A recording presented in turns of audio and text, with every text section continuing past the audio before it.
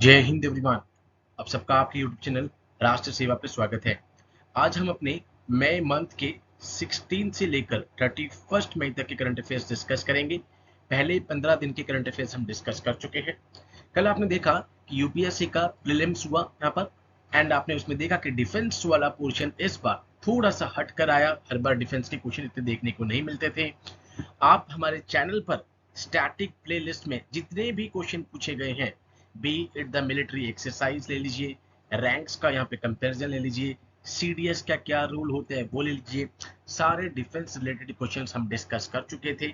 इसके अलावा जो करंट अफेयर्स के क्वेश्चंस भी आए हैं तो आप हमारे शॉर्ट्स देख सकते हैं और हमारी वीडियोस देख सकते हैं, वहां से डायरेक्टली वो सॉल्व हो रहे थे।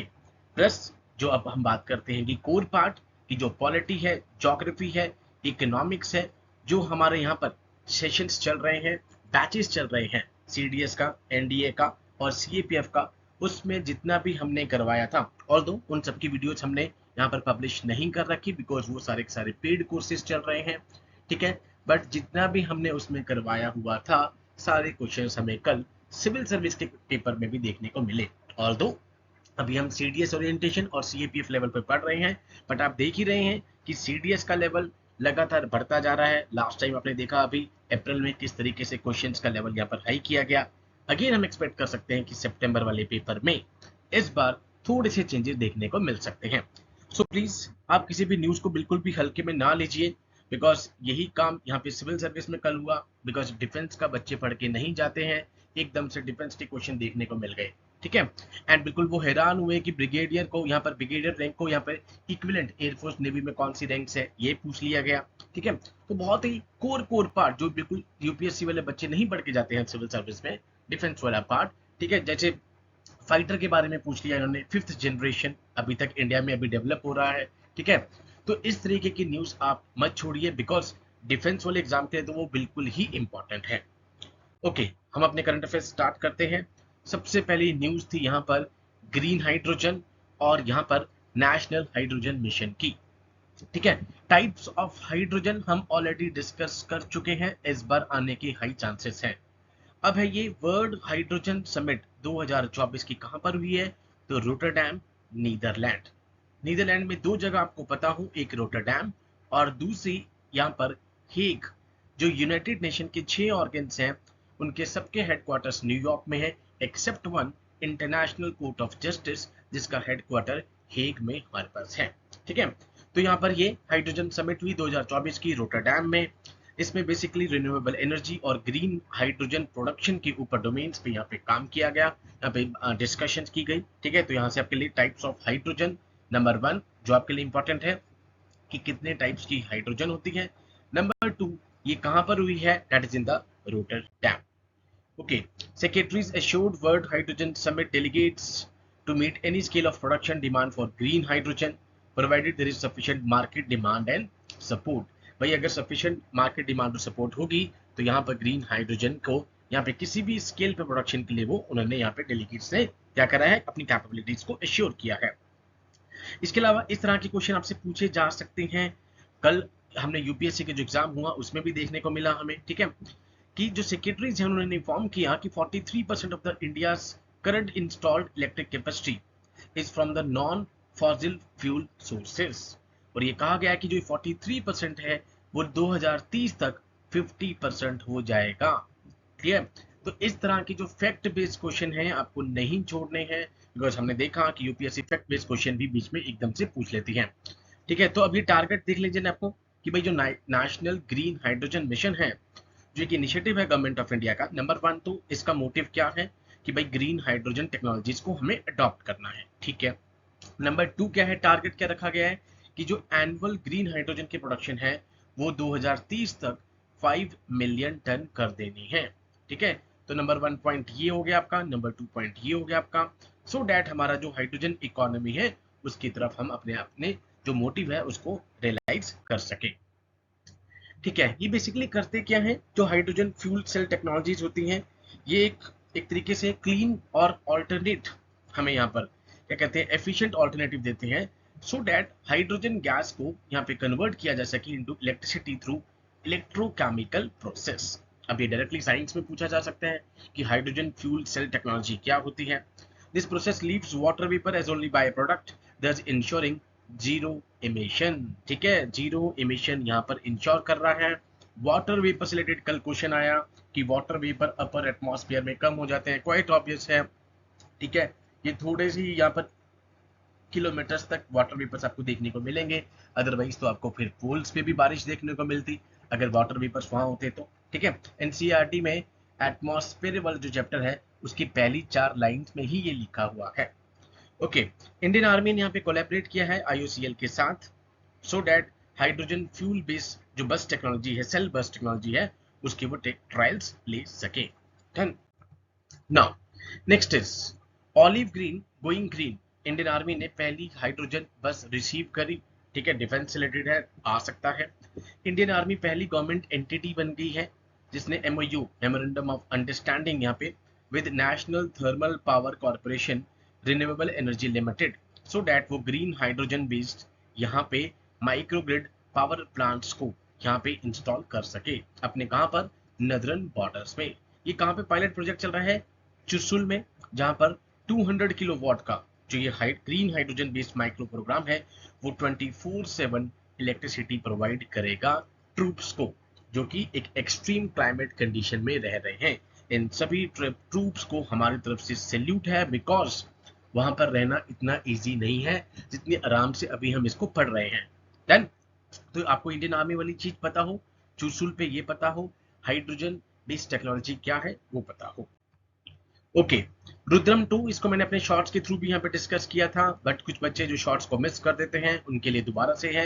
रुद्रम 2 पहला पॉइंट कैच करना है, एयर टू सरफेस मिसाइल है, फर्स्ट पॉइंट हो गया। ठीक है, डीआरडीओ ने उसको टेस्ट करा from Su-30 off the Odisha coast. तो पहला तो हो गया आपके पास एयर टू सरफेस मिसाइल, ठीक है, off the Indian Air Force off the coast off Odisha on May 29, 2024। Indigenously developed है, ठीक है। नंबर 3, सॉलिड प्रोपेल्ड है ये, ठीक है, solid propelled air launch missile system है जो एयर टू सरफेस इसका मेन रोल होगा, सो दैट एनिमी के एसेट्स को ये न्यूट्रलाइज कर सके। ठीक है, तो ये तीनों चीज आपको पता हो। नाउ नेक्स्ट न्यूज हमारे पास आ रही है इंडियन आर्मी की 76th international day of UN peace keepers था अभी, ठीक है, 29 ऑफ मई को। तो उसमें मेजर राधिका सैन जो कि हिमाचल प्रदेश से आती हैं, उनको यहाँ पर UN military gender advocate of the year award मिला, एंड ऐसे वो सेकंड ऑफिसर बन गई है। जैसे पहले मेजर सुमन गवानी मैम थी जिनकी 2019 में ये अवार्ड मिला था, एंड एट प्रेजेंट जो राधिका सैन मैम है ये सर्व कर रही थी with the United Nation Organization Stabilization Mission in the Democratic Republic of Congo. आपको बस ये कॉन्गो चीज पक्का पता हो, ये पूछी जा सकती है कि कहां पर वो सर्व कर रही थी। ठीक है, एंड इससे पहले major Suman Gawani. Southwest monsoon has set in the Kerala and advanced into the parts of northeast India। ठीक है, इस न्यूज को मैंने इसलिए कैच करा है बस खाली कि आपको पता है पहले अभी लू चल रही थी। लू इज द लोकल विंड, ठीक है, एंड जिसको कह सकते हैं हम एडवेक्शन के थ्रू यहाँ पे क्या चलती हैं, लू। एडवेक्शन क्या होता है, हॉरिजॉन्टल मूवमेंट ऑफ एयर, जिसको विंड कह देते हैं, हाई प्रेशर से लो प्रेशर, तो एक तरीके say that is called a advection. One thing is called convection, जब हम देखेंगे अभी लो प्रेशर बन जाएगा लैंड पर, तो हमारे यहाँ इधर से ईस्टर्ली विंड्स आ रहती हैं जिनका नाम साउथ ईस्ट होता है, क्रॉस करते ही वो कोरिलेट्स फोर्स के कारण साउथ वेस्ट बन जाती हैं। कल कोरिलेट्स फोर्स से रिलेटेड भी हमें क्वेश्चन देखने को मिला। ठीक है, तो summer monsoon that is called south west monsoon. उसके बाद हम देखते हैं कन्वेक्टिव करंट्स, हवा राइज करेगी, एक्सपैंड, सैचुरेट, कूल डाउन, बारिश, cumulonimbus clouds, hence we called at the convectional rainfall. तो साउथ वेस्ट मॉनसून समर में। उसके बाद हम देखते हैं बिकॉज अभी सी से लैंड की तरफ चल रही हैं, अगर विंटर्स की बात करें तो लैंड से सी की तरफ आएंगी, उसको बोलते हैं नॉर्थ ईस्ट मॉनसून, जो कि खाली तमिलनाडु में ही बारिश करके जाता है। ठीक है, मॉनसून जो कि वर्ड से आया है मॉनसून, ठीक है, एक रिवर्सल ऑफ विंड्स होती हैं, that's called the monsoon. World no tobacco day 2024। अब मैंने आपको बताया जितने भी दिन आएंगे, wetland day, environment day, tobacco day, आपको यहाँ पे थीम पता हो, बिकॉज हम एफकैट को साथ लेके चल रहे हैं, एफकैट में डायरेक्टली पूछा जा सकता है। अब इसमें दो चीजें आपके लिए इंपॉर्टेंट है, protecting children from tobacco industry interference theme रखी गई है। उसके बाद जो पीवी सिंधु है उनको यहाँ पर ब्रांड एम्बेसडर रखा गया है टोबैको कंट्रोल का। ठीक है, ये दोनों चीजें आपके लिए एग्जाम के लिए बहुत इंपॉर्टेंट हैं, बिकॉज ये जितने भी आपके पास ब्रांड एम्बेसडर आते हैं, फॉर एग्जांपल अभी 2020 चल रहा है, आपने उसमें देखा कि युवराज सिंह, वहां से शाहिद अफरीदी, ठीक है, तो इस तरीके के क्वेश्चन आपसे सीधे पूछे जाते हैं। ओके, निमहंस, यहाँ पे निमहंस क्या है, सबसे पहले ये चीज, उनको नेल्सन मंडेला का अवार्ड मिला हेल्थ प्रमोशन के लिए 2024 के लिए। ठीक है, तीन चीजें आ गई आपके पास, WHO आ गया यहाँ पे वर्ल्ड हेल्थ डे वाले दिन, ठीक है, ये इंपॉर्टेंट हो गया। उसके बाद निमहंस नेल्सन मंडेला अवार्ड मिला है। तो हम पहले निमहंस को पढ़ लेते हैं क्या है। National institute of mental health and neuroscience, जो कि एक इंस्टीट्यूट बैंगलोर का है, एक इंस्टीट्यूट है of national importance, health ministry के अंतर्गत उनको ये अवार्ड मिला है। अब जो ये नेशनल अवार्ड होता है, ये इंडिविजुअल को, इंस्टीट्यूशंस को, गवर्नमेंट और नॉन गवर्नमेंटल ऑर्गेनाइजेशन को, इन सबको रिकॉग्नाइज करता है जिन्होंने हेल्थ के प्रमोशन के लिए कुछ ना कुछ रिमार्केबल कॉन्ट्रीब्यूशंस कर रखी हैं। तो अब मैं ये पॉइंट को फोकस इसलिए कर रहा हूं बिकॉज ये कई बार आपसे यूपीएससी छोटे छोटे पॉइंट्स पूछ लेती है। इंडिविजुअल को मिलता है, गवर्नमेंट को मिलता है, नॉन गवर्नमेंट को, इंस्टीट्यूशन को, किसको मिलता है, ठीक है, तो ये आपको पता हो। नाउ नेक्स्ट न्यूज थी central council for research in Ayurvedic sciences, ठीक है, CCRAS प्रगति 2024, जो कि एक इनिशिएटिव है आयुर्वेदा के शेप को फ्यूचर करने के लिए। ओके, सबसे पहले अब आपके पास सवाल उठता है कि CCRAS है क्या। एक ये ऑटोनोमस बॉडी है under the union AYUSH ministry, जिन्होंने लॉन्च किया Pragati 2024 pharma research in Ayurgyan and techno innovation. ठीक है, फुल फॉर्म भी पूछी जा सकती है आपसे। एक तरीके से ये अपॉर्चुनिटीज को प्रोवाइड करेगी सो दैट आयुर्वेदा की फील्ड में आप रिसर्च कर सकें। सो जो आज की इनकी तब की न्यूज है, ये इनकी मीटिंग का मोटिव क्या था, so that research opportunities R&D और फोस्टर को कोलैबोरेशन कर सकें between the CCRAS and the Ayurvedic drug industry. ठीक है, not that important point, but ये पॉइंट आपको पक्का पता हो कि ये ऑटोनोमस बॉडी है। ओके, कुछ टाइम अभी इलेक्शन से पहले आपने देखा कि 329 क्लॉज बी को इन्वॉक कर दिया इलेक्शन कमीशन ने। इलेक्शन कमीशन जो 324 आर्टिकल के अंतर्गत कॉन्स्टिट्यूशनल बॉडी है, उन्होंने कहा कि जो पोल का प्रोसेस है उसके बीच में जुडिशियल इंटरवेंशन नहीं हो सकती। ठीक है, तो आपके लिए पहले तो ये आर्टिकल इंपॉर्टेंट हो गया कि जिसमें उन्होंने कहा कि कोर्ट को आप from hearing the matter and said it prohibit judicial intervention. भाई जो भी कमीशन कर रही है उसके बीच के प्रोसेस में जुडिशियल ना आए। RPA एक्ट कहता है कि जो हाई कोर्ट्स हैं वो इलेक्शन पिटीशंस को सुन सकती हैं। बाई चांस कुछ पिटीशन में डालनी है तो आप हाई कोर्ट में डाल सकते हैं एंड फर्दर उन हाई कोर्ट की पिटीशन को आप सुप्रीम कोर्ट में चैलेंज कर सकते हैं। So this article is very important, plus this is very important. जब आप इंडियन पॉलिटी में पार्लियामेंट चैप्टर पढ़ते हैं तो यहाँ पे छोटा सा लिखा हुआ है उन्होंने बीच में कहीं, ठीक है, कि हाई कोर्ट यहाँ पे जितने भी इस तरीके की चीजें होती हैं पिटीशंस को सुनता है। Now article 324 gives poll panel to direct and control the elections. ठीक है, 329 which has two clauses concerned with itself with the role of judiciary in the electoral matter। जो 19th अमेंडमेंट था 1966 उसने रिफाइंड किया था ये 329 आर्टिकल, जिसका clause B जो कहता है कि जो इलेक्शन रिलेटेड इंक्वायरीज हैं they are address only through the election petition presented to the authority designated by that law। तो 19th amendment 1966 अपने आप में इंपॉर्टेंट हो गया एंड यहाँ पर आपको याद रहे पहले हाई कोर्ट फिर चैलेंज करके आप सुप्रीम कोर्ट में जा सकते हैं। नेक्स्ट न्यूज आपके पास आती है यहाँ पर GEF at the 4th international conference on small island developing nation SID-S4। Direct पूछा जा सकता है बिकॉज अभी 27 से 30 मई के बीच में हुई है एंटीगुआ एंड बारबुडा। ठीक है, ये आपके लिए इंपॉर्टेंट है। The venue is close proximity of the VC bird international airport. Not that important, but ये इंपॉर्टेंट है कि ये होते कौन से स्टेट्स हैं। तो स्मॉल आइलैंड डेवलपिंग स्टेट्स में 37 UN मेंबर नेशंस हैं और 20 एसोसिएट मेंबर्स हैं। अब ये मेंबर्स वाले क्वेश्चन आपको करने की जरूरत बहुत है ये न्यूज को, बिकॉज कल भी हमने देखा कि इंटरनेशनल ग्रेन यूनियन आया बिकॉज न्यूज में चल रहा था। मेंबर्स वाले टॉपिक्स आपसे पूछा जा सकता है।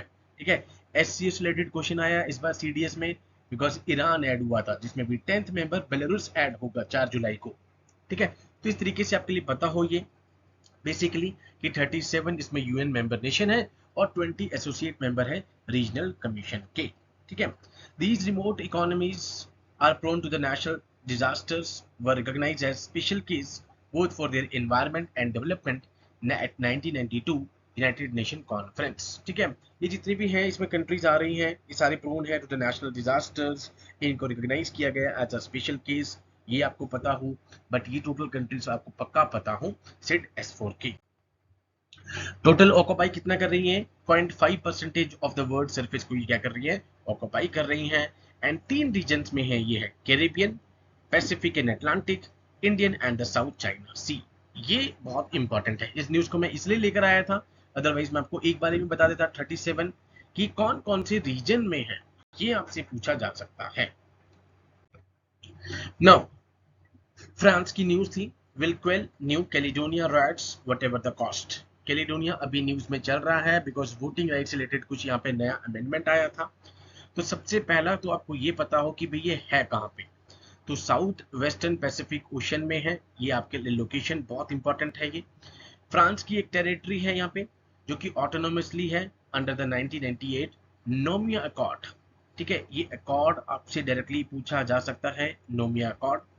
फ्रांस की जो पार्लियामेंट है, it aimed at giving voting rights to French residents who lived in for more than 10 years। यही लाइन जो है अभी कलेश का यहाँ पर, इसी कारण वहां पर कलेश हुआ बिकॉज वहां पर जो भी फ्रेंच रेजिडेंट्स रह रहे हैं, ये कहा गया कि जो 10 साल से ज्यादा रह रहे हैं उनको हम वोटिंग राइट्स दे रहे हैं। तो कहीं ना कहीं जो वहां पर ऑलरेडी कम्युनिटी रह रही है उनको लगता है कि उनके राइट्स यहाँ पर कम हो जाएंगे। सो न्यू कैलिडोनिया जो कि यहाँ पर ऑलमोस्ट 1500 किलोमीटर दूर है in the east of Australia, यहाँ पे कौन रह रहे हैं? कनक पीपल। ये सबसे ज्यादा तंग हुए हैं इस चीज के बाद। ठीक है, have inhabited it for few thousand year। उनको लगता है कि इस चीज के बाद उनके राइट्स वहां पे कम हो सकते हैं। Now, Western colonial interests begin with the arrival of British explorer James Cook 1774। Not that important for the exam। ये बड़ा इंपॉर्टेंट है कि कनक पीपल फेवर करते हैं इंडिपेंडेंस को, while European origin groups and other immigrants want French rule to continue। अब देखो quite obvious है, इस यूरोपियन जो है यहाँ पे इनके लिए तो राइट बढ़ा दिए वोटिंग राइट्स, और यहाँ पर जो कनक पीपल ऑलरेडी रह रहे हैं ये इंडिपेंडेंस मांग रहे हैं। तो क्वाइट ऑब्वियस है, पहले तो ये रह ही रहे थे, अभी वोटिंग राइट थोड़ा और आ गया क्लॉज, तो क्वाइट ऑब्वियस है उनको कहीं ना कहीं प्रॉब्लम होगी। ये नोमियो अकॉर्ड जिसमें फ्रांस ने यहाँ पे एग्री किया था to give territory more political autonomy and to limit voting right in the provisional and assembly elections to those who were resident then. तो सबसे पहले क्या कहा था कि वोटिंग राइट को लिमिट रखा गया था खाली प्रोविंस लेवल पर और असेंबली इलेक्शंस पर। ठीक है, इस अकॉर्ड के अंतर्गत ये हुआ था। ये अकॉर्ड आपसे पूछा जा सकता है कि व्हाट इज नोमिया अकॉर्ड। नोमिया अकॉर्ड अगर खाली आता है तो आप कंफ्यूज हो सकते हैं, तो अगर आपने ये न्यूज नहीं पढ़ी होगी तो। नाउ तो ये थे हमारे 16 से 31 ऑफ मई के करंट अफेयर्स। आप देख रहे हैं कि PIB, times of India, the Hindu, economics times, ठीक है, SDGs जहां से मैंने वो स्मॉल आइलैंड वाला एक छोटा सा टॉपिक लिया था बिकॉज उसमें मैं रीजन्स बताना चाहता था, बिकॉज वो रीजन्स डायरेक्टली पूछे जा सकते हैं।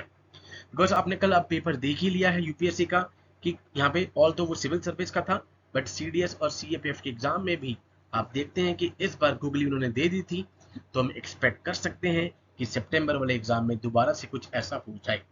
तो प्लीज आप सारे करंट अफेयर्स को प्लस जितने भी शॉर्ट्स मैं डेली डालता हूँ, आप शॉर्ट्स एक भी मिस मत कीजिए, बिकॉज शॉर्ट्स में यहाँ पर जो भी इंपॉर्टेंट टॉपिक चल रहा होता है एक दिन का, तो मैं ऑलमोस्ट 2 शॉर्ट्स हर रोज डाल देता हूँ सो दैट आपको पता लग जाए कि कैच कौन सी चीज करनी है।